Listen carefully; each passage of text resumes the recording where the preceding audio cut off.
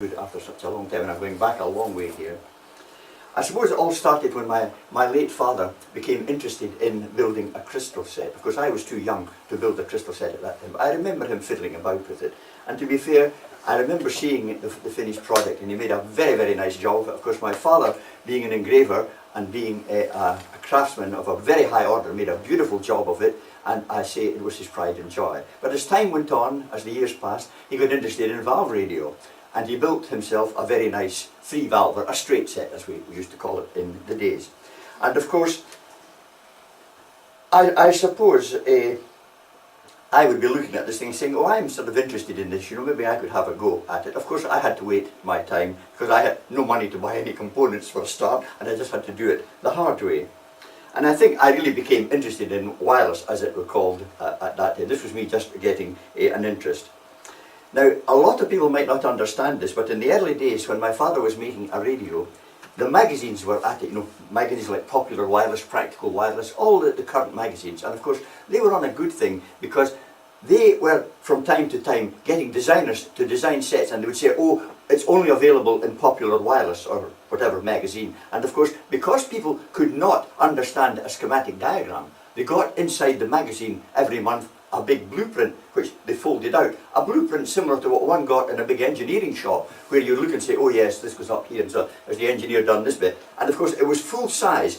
When the wiring diagram on the blueprint was folded out, it represented the top of the chassis in actual size with all the components. In other words, there was a transformer here and whatever, and that was it. And of course, they said, you've got to wire it. Well, of course that was the case, but it was not wired with normal wire. One bought a bundle of aluminium squared section about so long, and it would just be under an eighth part. And believe it or not, it was all wired like this. You put a loop on it, straight round, and everything was very, very neatly done. It didn't look like a radio at all by present day standards. It was a long time after before normal wiring was used, and this was the order of the day at that time. And some of the sets were very nicely built. And the interesting thing about it is this: at the time I'm talking of here, a lot of the component manufacturers and the suppliers, the retail suppliers, were on a very good thing, because people had so little technical knowledge. They thought if it said, oh, a Benjamin valve holder was there, and a granite coil there, and a Ferranti, you had to buy that part or it just wouldn't work. In other words, if you had another 3-to-1 transformer with a Corsair name on it, that didn't do it. You bought the part, you see. And of course, the magazines kept boosting all the lists, you see, and of course they were helping the component suppliers and the component manufacturers, which is really a bit of a trick. But of course it did work, and of course if one bought the correct parts, you got a very nice set.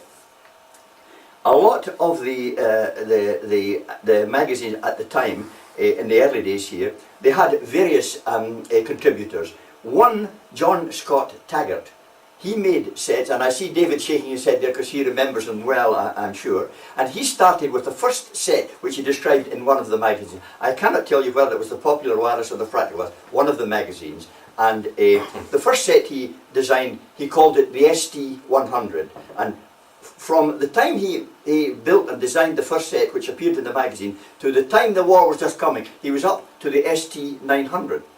All these sets, you see. Now they were very good. The one thing, and I think again David might remember this, it was the greatest man for a multitude of controls. I mean, you thought it was a great big 25 tube Super 8 or something he had built, and all this stuff, but he always got it to work, and he had a very nice dial and all calibrated, you see. So everyone went for the stuff which Scott Taggart at the time was producing.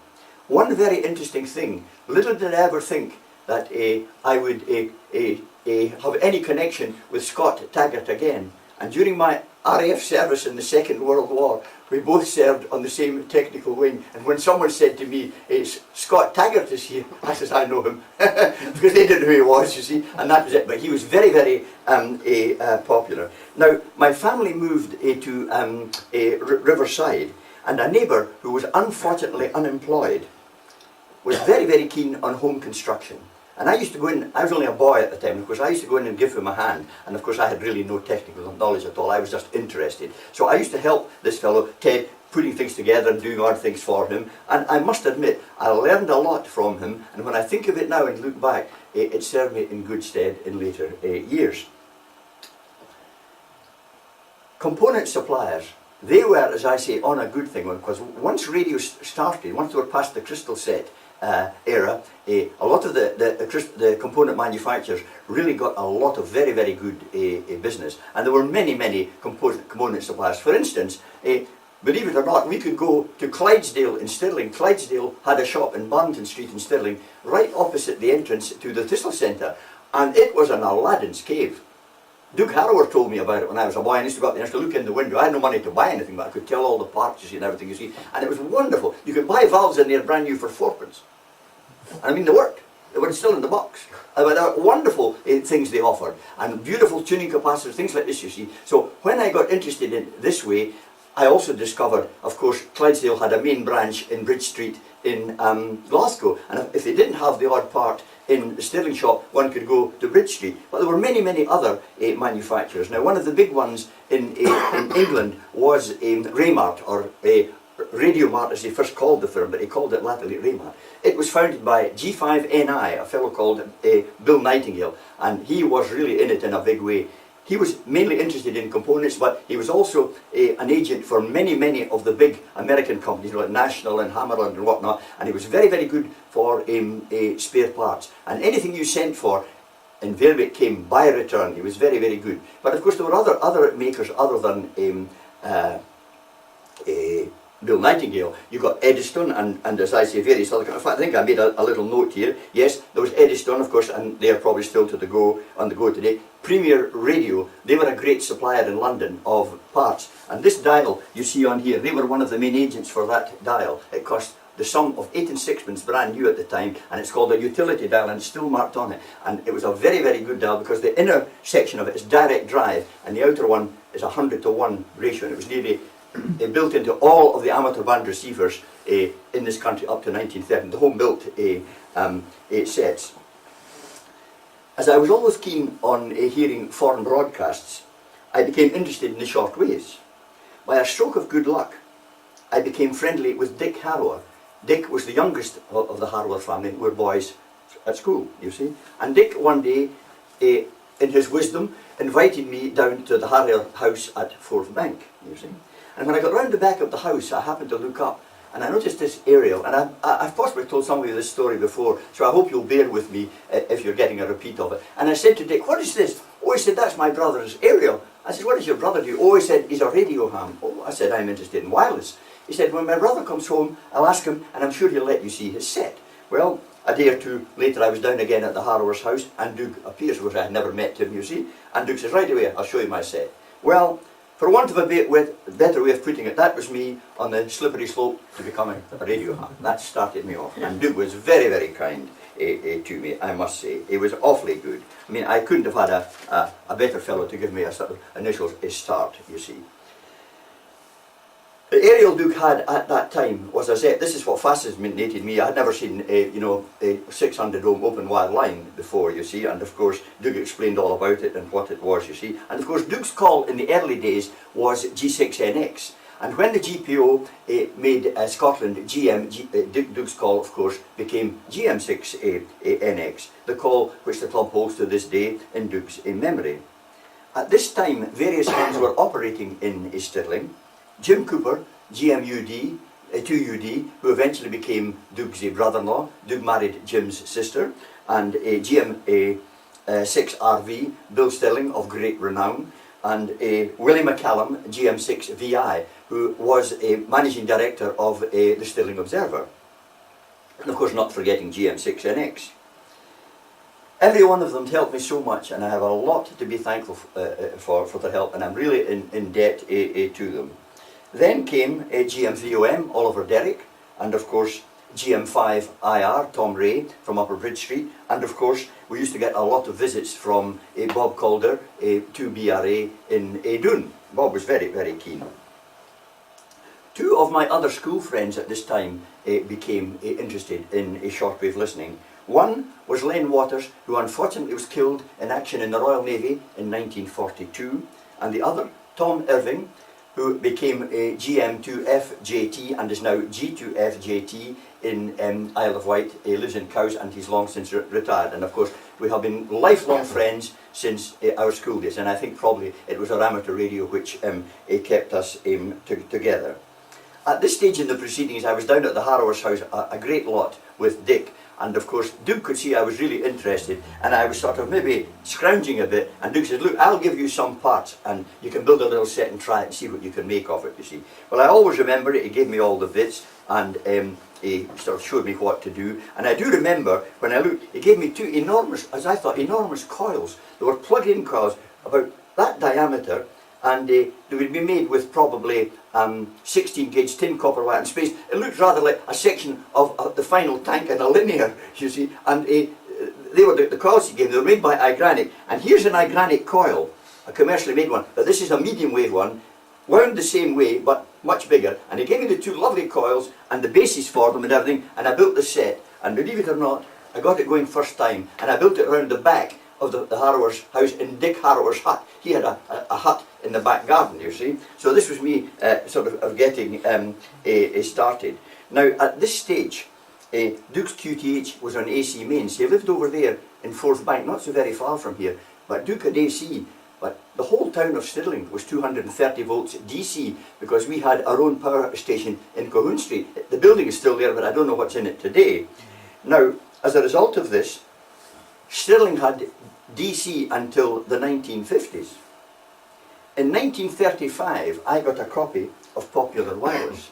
Now, I always remember what I used to do. I was only a boy at the school, and I never had any money to buy the magazine every week, you see. But I discovered, if I went up to the library in Stirling, they had a book reading and a newspaper reading place. And I happened to say to one of the young ladies at the desk this day, do you have any radio magazines? Oh yes, we don't put them out. Is there any particular magazine you would like? And I said, and what have you got? So she used to give me Popular Wireless, Practical Wireless, things like that. And I always latterly came up with a writing pad and a pen or a pencil, you see. And I sat down. I could have the thing for the whole day, you could no one seemed to bother. And I took a lot of notes. But this particular day, I walked in, and it was a 1935 Popular Wireless. And I see this article. 2-valve shortwave set designed by this fellow called WLS. I never found out who he was. He said he was a radio amateur, but I never found out. And I've tried since, I've no idea who he was. And he described this set, and it was called the Simplex Shortwave 2. And it was so simple, so little in the way of parts. I thought, I might even be able to find parts to build this thing, you see. Well, of course, the thing which would always stick us was the variable capacitors, tuning capacitors, or as they called them then, tuning condensers, you see. Well, of course, Duke had given me a number of old capacitors, which in the old days one could take down in double-spaced brass ones, lovely ball races them, and I got what I had received from Duke, took them to bits, and I got them double-spaced, 1 to 301.6 and 301 for the reaction, or as they would call it, the regenerative control. Now, a set like this is so basic. It just consisted of a detector which was regenerative.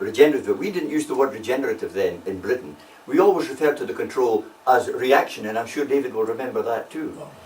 American words came in, and one of them was regeneration, and from this day on, post-war, it's always been referred to as regeneration, but we always refer to it as the reaction control. So it was a simple detector with one triode driving a headset, and as I say, I built this set, and I heard the world on it. And Len Waters, my friend who was killed, he built one too, and we were even using it on 10 meters with great result, and it was very, very simple. And I have here a copy I made recently of the Simplex Shortwave 2. All the components in here are pre-war. I found capacitors in my loft, and even the cabinet is old. The dial I'm telling you about, the utility dial, everything in it is pre-war, and as I say, I built a copy of it which I can let you see. The parts, of course, are pre-war, and I use a plug-in 4-pin coil former, you know, either Edison or Raymar. I wound my own coils, and it covered all the bands I needed, including 10 meters. And as I say, this was a copy of the set which I built away back in 1935. Now, when I got interested in radio, I didn't have a headset, and my father still had the headset which he had bought from Gamages in London in whenever it was, for 2 shillings and 6pence, and he gave me the headset, and I used it on my original 1935 set, and there is the headset to this day, 4,000 ohms, working and it's fine. Still have it. So I didn't waste anything.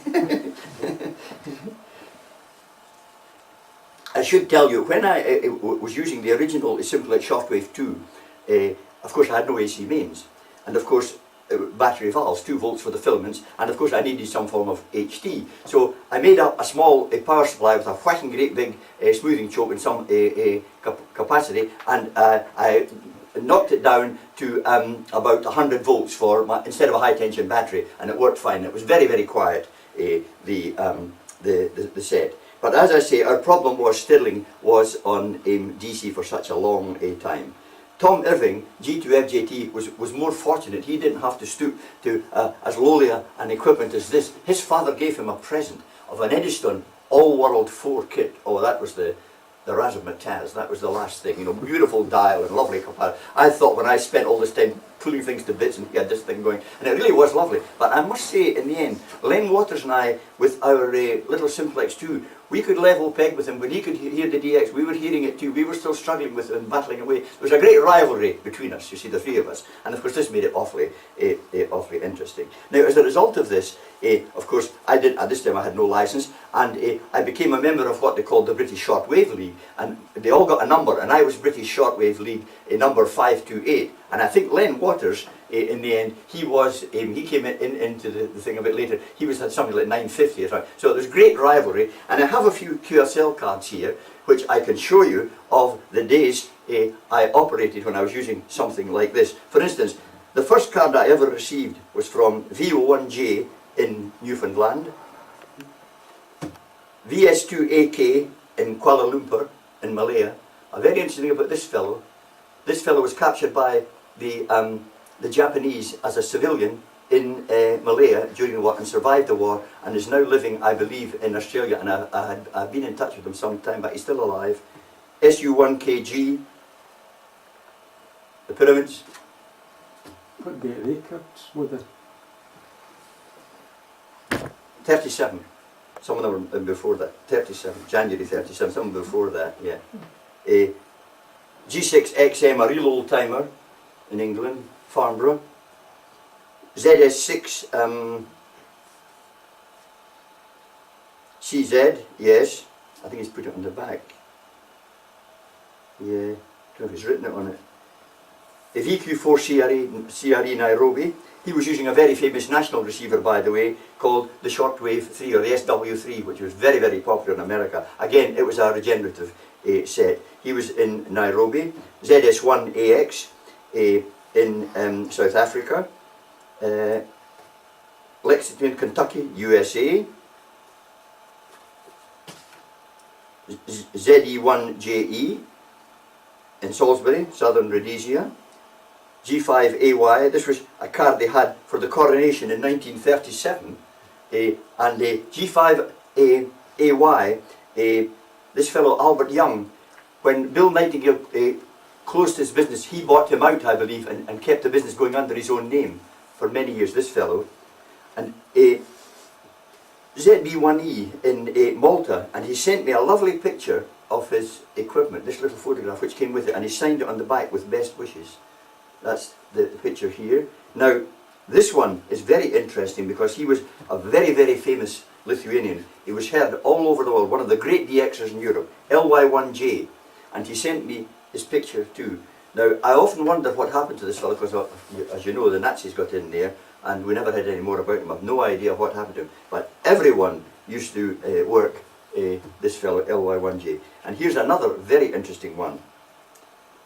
FR8VX, now that was the prefix for Reunion in the old days, the island of Reunion. And this card came from one Prince Vinyat San. He was an exiled Chinese prince, and that's where I got this card. I've still got the stamp on it from Reunion. I don't know what the date is, but that's it. And he's put it all on it. His rig was a, tried it, 30 watts, doing an antenna Zeppelin. So, and another one, LU1CA.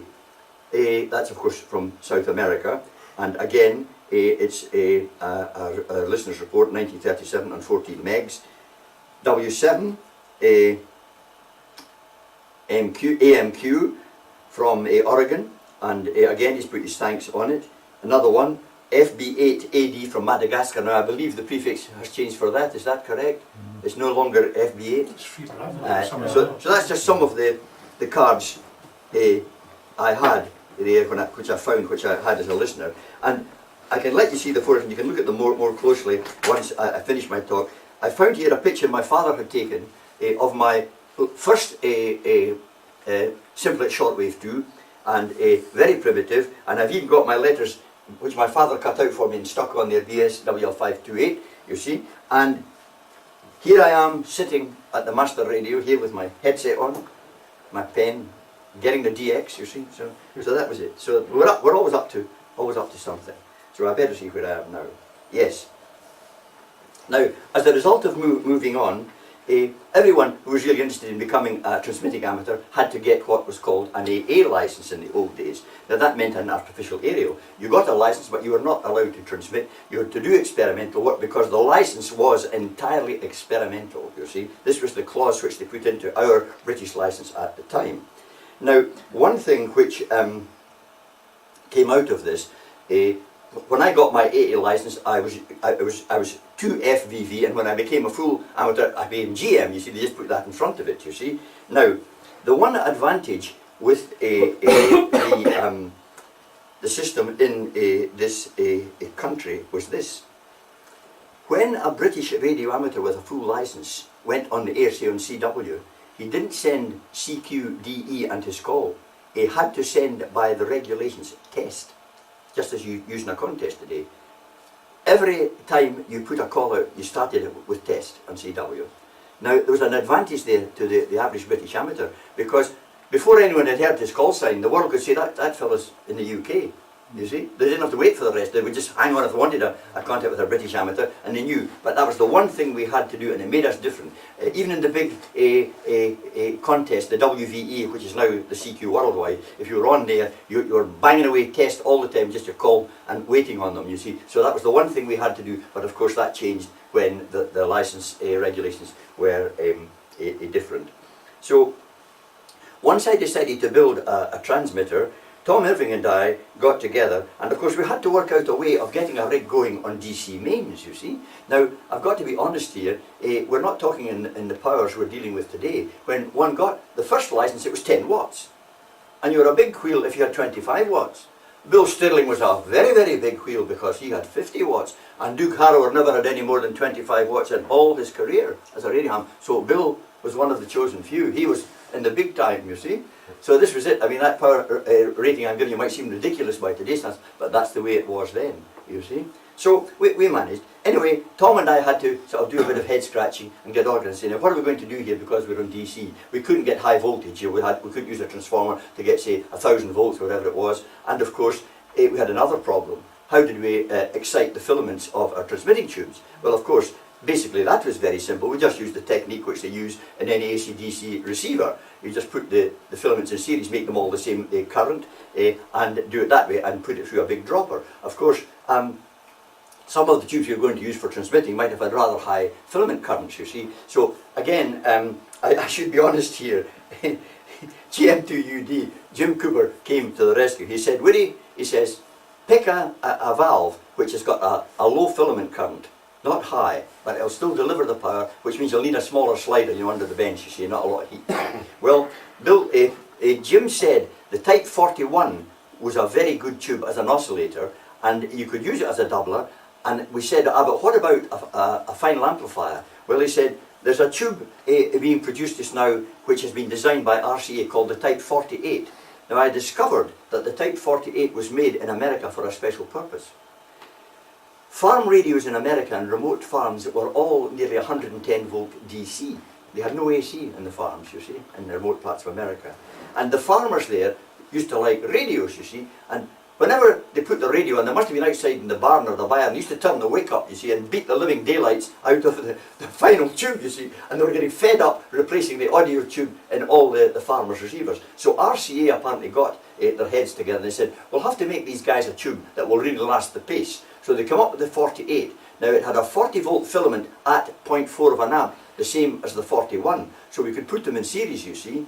And the thing was, it had quite a high powered rating. It would deliver the watts, you see. And Jim Cooper had worked all this out because he was a very clever fellow. He said, try that. So Tom Irving and I built a transmitter each. The one I built was a 41 oscillator, which by the way was crystal controlled, into a 41 doubler, into a pair of a 48s in push-pull. Because we used to have a swinging link in the middle, you see, of the car, and take it up to the thing, take the soup away, as it were, and that was it. Well, I got it going very, very well. The only thing I had to do, I had to neutralise them. That wasn't too difficult. We managed to neutralise them. Well, Tom Irving built one, and he got it going. But Tom Irving went one better. Tom Irving decided, 2 in push-pull, that wasn't enough. So he got 4, you see. I was speaking to him on the telephone this morning, and I was telling him I was giving this talk. And I says, Tom, can you refresh my memory on anything which I might have forgotten? So I was going all the things, you see. I said, you've forgotten one thing. I says, what is that, Tom? He says, tell the boys that I ended up with 6 48s, 3 in either side. And I said to myself, my gosh, Tom, what was the efficiency of the tank circuit like with that? Because we were only 230 volts DC on the plates, on the anodes, you see. Anyway, we got it going. In fact, as far as I remember, I think he didn't have a milliammeter in the final to read the plate current, he had an ammeter. You see. So Tom reminded me of this this day. But then, oh yes, the final thing about the Type 48s, and this was very interesting. You see, Tom and I were only young, we were 15 or 16 when we were doing this, you see. And of course we never had any money to buy expensive tubes. I mean, my mother and father were certainly very generous when I was looking for money. You know, if they knew I was interested in some, you know, I wasn't wasting the money. And we discovered from the great supplier in Glasgow, I don't know if I mentioned it, was Radiographic in 66 Osborne Street in Glasgow, down near the Salt Market. They had a resident agent in Boston. And if you needed anything, go in there, and they had an American guy who was running it, and you could just say to him, have you got such and such a tube or a big capacitor?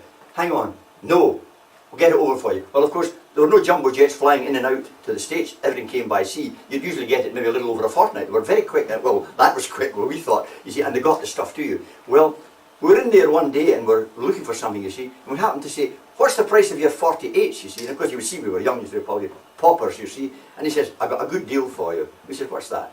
He says, we've got a batch in of seconds from America, 48s. They're not RCA first rating ones, you see. So 48 would probably be anything from 12 and 6 to maybe say 19 and 6, top quality, first rate. 4 and 11 pence. And we looked the name on it. You'll never guess what it said on it. You know what's stamped on the side? Triad. I said, oh, Chinese mafia or something. That's the name of it, mafia. Triad. Well, we used to get these tubes. They were great. We used to hammer them, you know.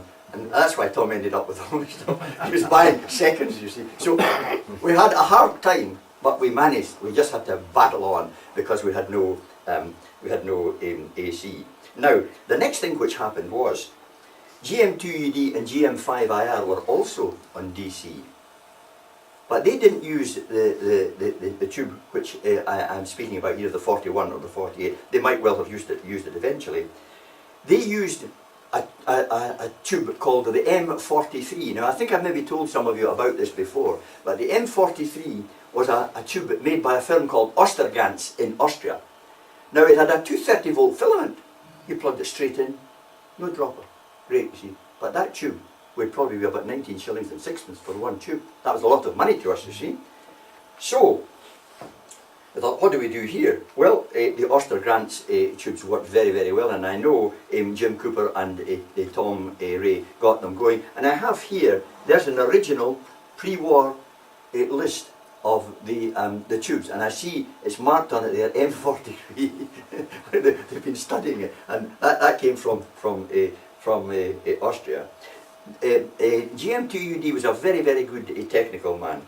Doug Harrower, GM6NX, used to say that Jim Cooper could build in a biscuit tin a 6-tube single signal superhet in a weekend and get it going. And he wasn't very far wrong, because the same Jim Cooper served most of his time at Bletchley during the Second World War or thereabouts. He was there about there all the time. He's a very, very clever fellow. And you could ask Jim almost any technical question and he could invariably answer you right away, and he was very, very seldom wrong. He was very, very bright, and we were always so grateful that we had someone in our community that could help us, because Tom Irving and I were so very young at the time, you know. In the actual early 30s, one couldn't go into a local radio shop and say, I'll have an FT1000, there's the money, you see. There was nothing like that. Everyone had to roll their own. And of course, home construction was the order of the day. When years later,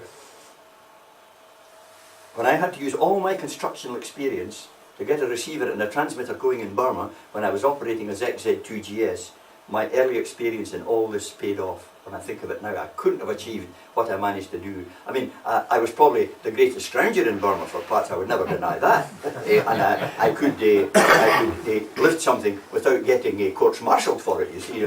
Strangely as it might seem, I always seem to get away with it. But I think on the actual constructional thing, when I put things together, it was all this early stuff which must have helped me a long way, sort of along the road. Now, there were a number of radio magazines available at the time in the 30s. Now, of course, radio magazines in Britain such as Popular Wireless, Practical Wireless, Wireless World, Shortwave Mag, and various others were available in the United Kingdom. In America, QST, of course, was still dominant, and of course it still is to this day. But the other great magazine in America at the time, they were level pegging with a QST, as far as good articles were concerned, it was called Radio. Now, Radio was a magazine owned by a company called the Cowan Publishing Company, but they sold out to the magazine, and it's now called CQ. It's still on the go, but it was the Cowan Publishing Company, and of course it came from the USA. There were a lot of other magazines too which were on the go, but they were usually, the two which most amateurs looked at, QST or Radio.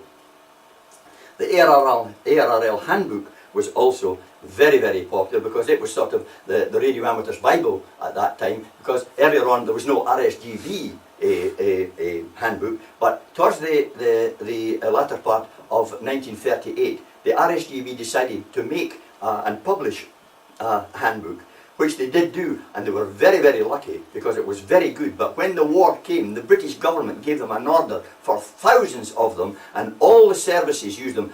I used one in the RF. We got it free. It was given to us from the technical people, and we used that as a handbook for studying odd circuits. So the RSGB made a Klondike out of the start of the war. They had just published it when the war was coming, and of course it became very, very much sought after. In the late 30s, USA gear started to be appearing in the UK. The cheapest being from the Hollycrafter Company.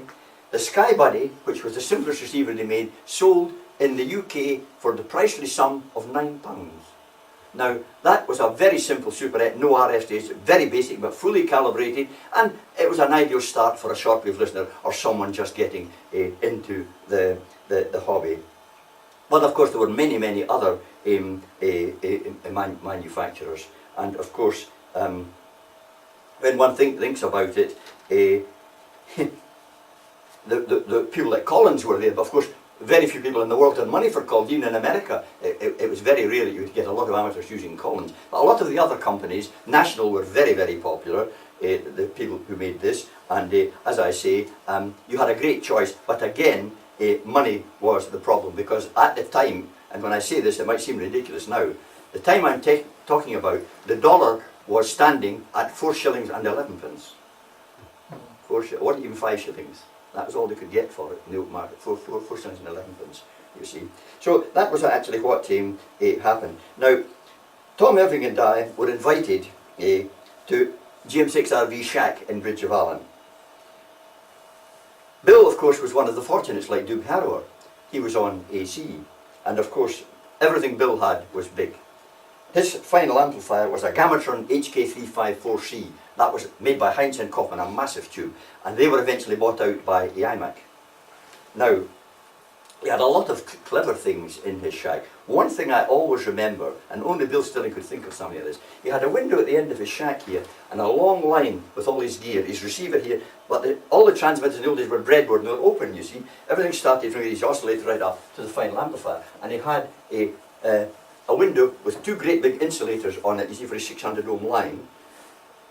And I looked up when I got in, and he's got this great big double bladed knife switch, you see, with a spring loaded thing. And I looked down, and it went down here, and along his bench there was 2 great big nails knocked in to the bench, and there was a great big copper ring, and he hooked it on one. And this was his aerial changeover. When he changed it, went bang, and the thing over, you see.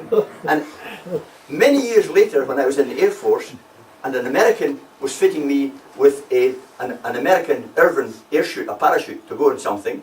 and he was strapping me all up, and he says, now watch it, and I put my hand in, keep your hand off that, you see. And I remember this, and I said, my God, Bill Stilling with this big thing, it reminded me of it, you know, except it was on a parachute, you see. So, this is what happened when we got to Bill's. Well, I sat down beside his receiver. He told me I had this national receiver, you see, which I had never seen, and he let me see it, and he said it was a national FB7, and he told me all about it, a superhead. It was very simple, it had no RF stage, and it seemed to work very well, plug in coils, you see, and it was giving me it, and I was very, very taken with the receiver. So in the end, I managed to buy a second-hand FB7 from Raymart in Birmingham, you see, and I got it going, and I eventually built a pre-selector for it and had it in front of it, because with a pre-selector you had an RF stage, and of course we had one other great advantage. It tended to cut down image or second channel interference, as it's called, which was very, very noticeable in some of the very simple sets in the early days. It's probably still noticeable today. Now, I have here a national FBXA. This is the same receiver as the FB7, but this one has the crystal filter unit. And this was put in at the factory in this one. One could buy it, it's in there. One could buy the crystal unit in there as a separate item and fit it yourself in your shack, you see. Well, I picked this set up a number of years ago. It hadn't been switched on for 40 years. It had been lying in a loft. And I tidied it up a lot, I must admit. Unfortunately, I only have the 40-metre band spread for the coils. The coils are very, very difficult to come by. It's still working with all its original 2.5 volt tubes, with one exception. The oscillator, I've changed it. I have a spares tubes for it because it was a bit noisy, but the original tube is still working, but all the other tubes are original. Now you might say, what, 2.5 volt filaments? Yes, well there's a problem there. The 2.5 volt tubes, which the Americans used before they started to use 6.3, the 2.5 volt tubes all had quite high filament current, you see. That was the one problem. And believe it or not, this set with the 2.5 volt filament tubes takes 2.5 volts at 10 amps filament current. But the Americans cottoned on to this, and as the 6.3s came in, they designed a series of tubes which fitted directly into the set, and you just had to change the power supply. And latterly a lot of them went for 6.3. But when I got this set, I had decided to keep it as original as it left the factory. So I've left it with the 2.5 volt tubes. And of course I had no power supply. So I got hold of an old cabinet which had a most horrible colour. It was brown and cream, and I stripped it down and used it, sprayed it, and I built a chassis into it, and I got a transformer wound specially, which gives me the 2.5 volts at 10 amps and an HD winding and a winding for the rectifier, which is a type 8, because I had made the power supply just as it had been made at National. I used the same basic circuitry, you see. So it maybe looks a bit cumbersome and clumsy, but it feeds the set fine, and as I say, I built it all into this little unit here, and of course there's a lead on it here which plugs in to the front. Now the only other thing I had to do, unfortunately, the only thing someone had done on this set, the special 4-wire conductor which plugs into the front there, obviously from here to there, if the lead's that long, there's going to be a voltage drop. You see, and at 2.5 volts is critical. There was a 0.3 of an amp drop, they said, in the original setup. Well, someone had cut the lead about this size. When I got the set, it was just cut. I thought, oh, what a shame. So I didn't have the original lead. So I made a lead up and worked it out till I got it right. And that's the length of lead I worked out. The original one was maybe a bit longer. But with the wiring I had, I managed to put 4 conductors inside there, you see, to feed the 2 filament ones, which are very heavy, and the HD one, and that's how I got it going. But as I say, this is completely a home built. Now, where was I? Yes. Yes, as I say, I built a pre-selector for the first one I had, and it made a tremendous difference, but I've never really bothered with this one, because I just built it to get it going. I was more intrigued in getting hold of it, you know, the fact that it was still about. And about 4 or 5 years ago, I was in touch with an American doctor, a radio ham, and he has an FB7. He was trying to get me some extra coils. He had a chance of getting coils, but then he said in the end the fellow never came up with the coils. But he told me that this set, without the crystal filter, with coils, was selling in America at that time for $700. That's what you can get for it, $700. They're so scarce. Now, one of the reasons why they were scarce when I was over at Tom Curry's N1EJZ, he took me to his old friend W2JE, and he explained, he was a real old timer. He said, when National were making this receiver, about 1934 or thereabouts, they were very short of cash, hard currency in America. They were desperate, a lot of unemployment. And most of the sets that they made were not sold in America. They were shipped to Europe and abroad, you see. Well, what happened, of course, when the war came, a lot of the sets that were in Europe were lost, you see. The buildings were bombed and very few of them ever survived, you see. So this is one which survived in the UK. And as I say, I'm not suggesting I'm trying to get $700 for it, but that's what he told me they were actually getting for them in the States if you had one with the coils. I've tried, every year I've been over at Dayton, and I've been, 7 times, and this year when I was over, I was trying them all again, no chance. They just don't seem to be about at all. The National Company even sold blank coils, and you could wind it coils for anything, and I can't even get blank ones. I was prepared to wind new coils myself, you see. So, as I say, that was it. Now, where am I? Oh yes, my next part of the talk goes to antennas. Now, they were very, very important to us, because with such low power, we had to make the most out of what we had, you see. Now, in its day, the ZEP was the great favourite. And of course, again, there was one advantage there. Being open wire line, if you had everything on the nose and it was resonant and it was working fine, it was very, very efficient, probably more efficient than coax to feed it. And of course, it was easy to make, and you didn't have to spend a lot of money other than make spreaders up or something like that. And of course, you could leave one leg off a ZEP because it was end fed, and use the other one, a long wire, and it loaded up beautifully as a long wire, you see. So you really had sort of 2 antennas there in one. The dipole, of course, was very popular too, and it was very interesting to note the various types of feed line we used, because again, we couldn't get coax, you see. And of course, the other antenna which came into the picture was the famous W8JK by Dr. Cross of America. He was a great designer, and it was a beam. You could turn it over and use it in different bands. Duke Harrower used one with great results, especially in some of the big CW DX contests. And then again, the Americans got onto things quickly, and they designed a commercial antenna for amateur work called the Johnson Q antenna. Now, it was made by Johnson, the people who make the big, beautiful airspace capacitors, E.F. Johnson. Now, that company, as by name, is gone. It's now Vieniking. That's the new name. The company's still there, you see. So that was it. So the antenna system we had, or the antennas we had at our disposal, were not great in number, but again we got the most out of them with what we had, and of course they were nearly all naturally wire antennas, you see. The next thing I can remember was 6NX and 6RV were top scorers in the main CWDX contests in the 30s. Duke was the top CW entrant in the WVE, now that's now called the CQ Worldwide, you see, and he was top in it in Europe. And both Duke and 6RV had won the BERU contest. 6RV won the VKZL, and the boys from down under used to queue up to work 6RV for a point and a multiple. I can hear them yet waiting on Bill in the morning. There he was banging away with this great big Gamatron, killing them. Oh, what a signal he had.